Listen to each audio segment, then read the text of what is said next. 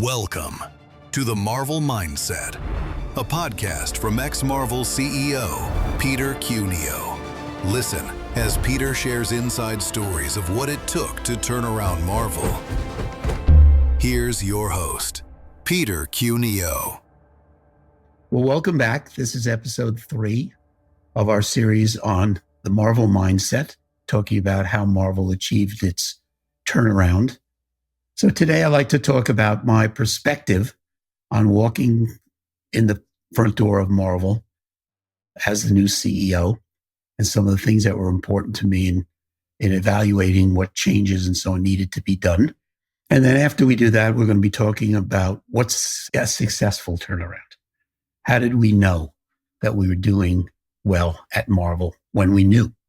So when I joined Marvel in the summer of 1999, the company had come out of bankruptcy recently, and naturally there was an atmosphere of great uncertainty, even fear about the future of the business. As I mentioned previously, a lot of talent had left the company. One of the problems that we discovered, the financial situation, the arrangement coming out of bankruptcy was far from perfect, and there was a great deal of consternation about what's the future going to look like for the company. Investors were still very concerned about the company and whether we would go back into bankruptcy. And as CEO of a public company, I had to deal with not only the employees and other interested parties like suppliers and partners in the motion picture business, comic books, but also the uncertainty with our employees and investors. So I was recently asked, Peter, do you have a playbook that you open up when you go into a turnaround situation? As I mentioned previously, I've been engaged in a number of turnaround challenges. And is there a standard approach you take when you walk through the door and start evaluating what's going on? And frankly, I never had a standard playbook. I always viewed each situation different industry, different challenges, different employees, different geography. So I could never figure out how to have a standard playbook that I would just check the boxes and fill in the blanks. It was all very different. And the biggest thing, of course, in evaluating turnaround is as soon as you can, you want to have a strategic model for the company, the organization going forward. And you want to have also a change model. How are you going to make changes? What will they be like? And how will they be coordinated? Again, these are both different in every situation. So you have to keep an open mind. My strategic model was very interesting, I think, because after some months with the company, I had a wagon wheel in the back of my head. And in the wagon wheel, the hub of the wheel was the intellectual property, the assets of Marvel. So we're talking about 4,700 characters when I joined the company.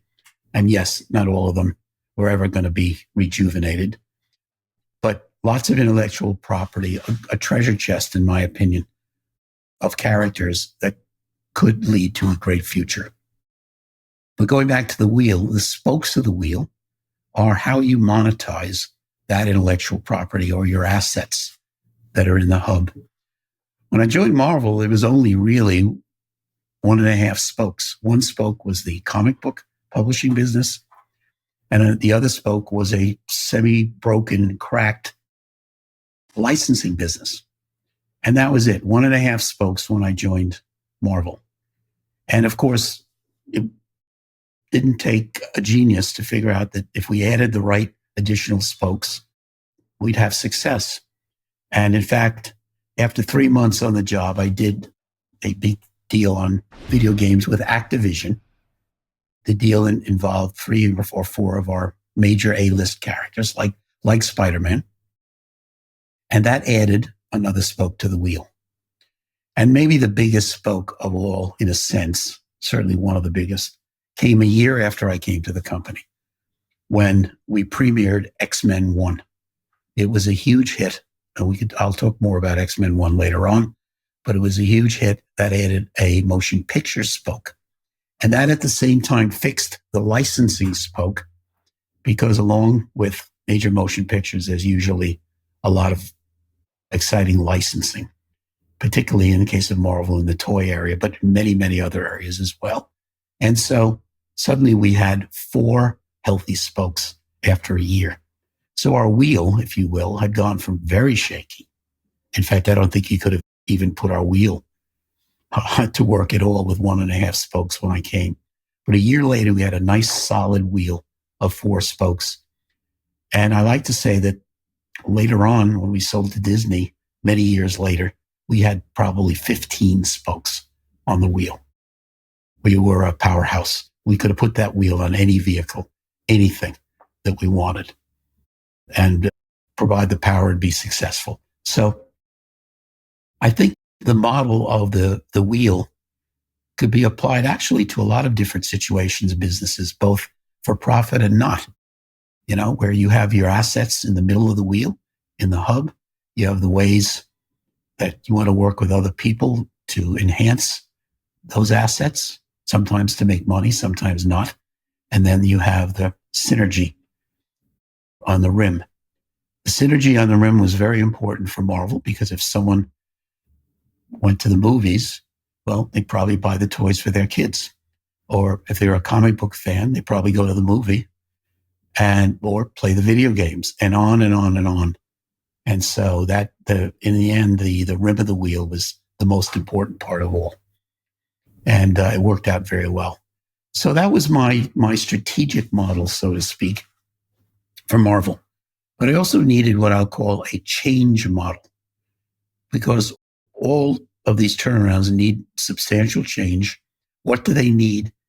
And when and how can you make the changes? We'll break for a moment, then continue the story.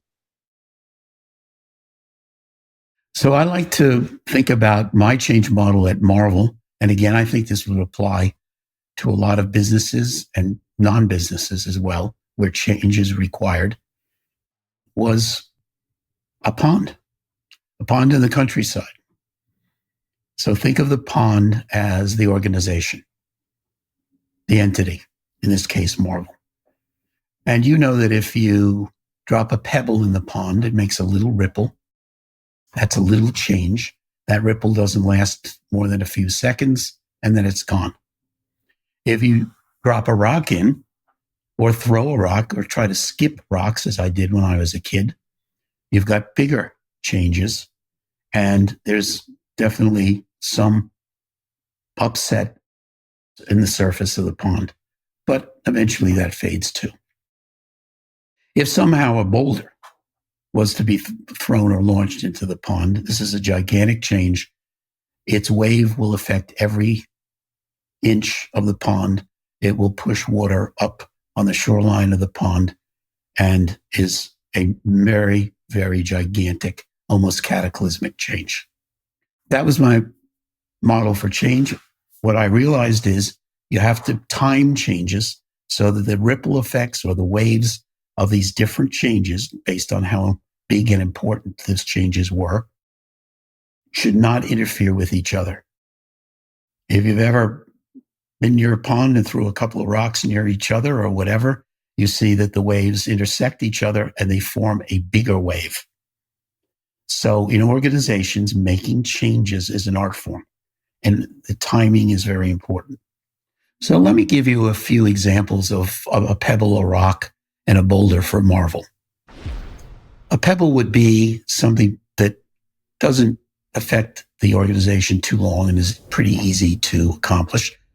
In the case of Marvel, I would say an example would be moving our office space. During the time I was with Marvel, we were in 3 different offices, moving up, getting larger and nicer accommodations over that 10 years. But all the offices were in the central area of Manhattan. Didn't put any onus on the employees to have to move their families because of a new office or anything like that. Pretty easy to change. And so after some of the fuss that comes with physically moving, a month or 2 later, people could hardly remember where they were before. That's a pebble. An example of a rock would be changing your product line or adding to your product line. So a good example at Marvel was a decision that we made in the comic book business that was designed to attract new comic book fans, new people to the comic book world of comic books. One of the problems that we recognized with comic books at the time was that it's very hard for new readers to come in and really appreciate fully the characters when they would come in at issue number 200 of Spider-Man. We had been telling Spider-Man stories for years and years and years.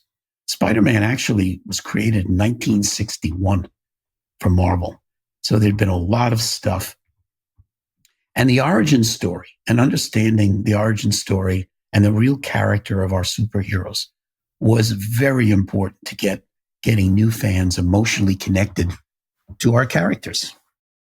So we decided that we'd bring out a new line of comic books called Marvel Ultimates. And I just happen to have one here to show you. This is the Spider-Man comic that we brought out. Basically, the Ultimates started the story of our major characters from the beginning. So in the case of Spider-Man, it was all about how Peter Parker got his spider abilities. It was his life in high school and other things. And with very little changes. In Spider-Man's case, Spider-Man was bitten by a genetically altered spider to get his powers. In 1961, he was bitten by a spider that had been nuked, and so on and so forth. So a few differences. Spider-Man had when we brought out an Ultimate, Spider-Man had a cell phone. He obviously didn't have a cell phone in 1961. But basically, the fundamental underpinnings, what made those characters, Marvel characters, so successful was never changed. It was a big move, and it's one of the reasons I think that we rapidly increased our readership in our comic book business, because we were telling stories from the beginning and new fans could appreciate all of that backstory.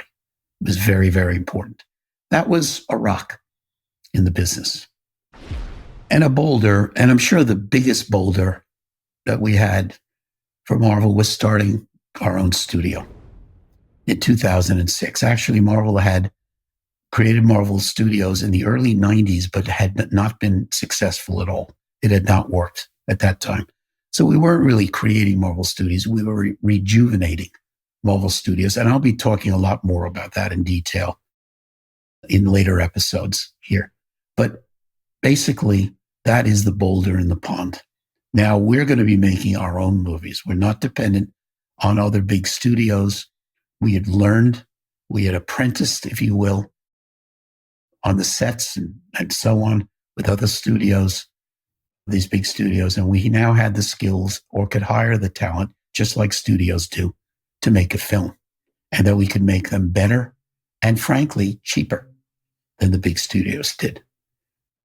That was a gigantic change, as you imagine, affected every corner of our business. And we also had a lot of people feeling uncertain about us. There was a lot of criticism about us going out and doing our own studio. What made us think that we could do it better than big studios that had been in existence for 80 years? A lot of our investors thought we were pretty arrogant. And I knew this firsthand because when we brought out Marvel Studios, I was vice chairman of the board, and one of my jobs was investor relations. I was the person going out representing the company at conferences, talking to individual investors as well, and telling our story. A lot of skepticism about Marvel taking that risk. But of course, as we all know, it worked out quite well, needless to say. Well, that's it for today. I just want to say thank you very much. We'll be on again next Monday, as promised, with more about Marvel and the Marvel mindset. I'm Peter Cuneo. Thanks for joining us.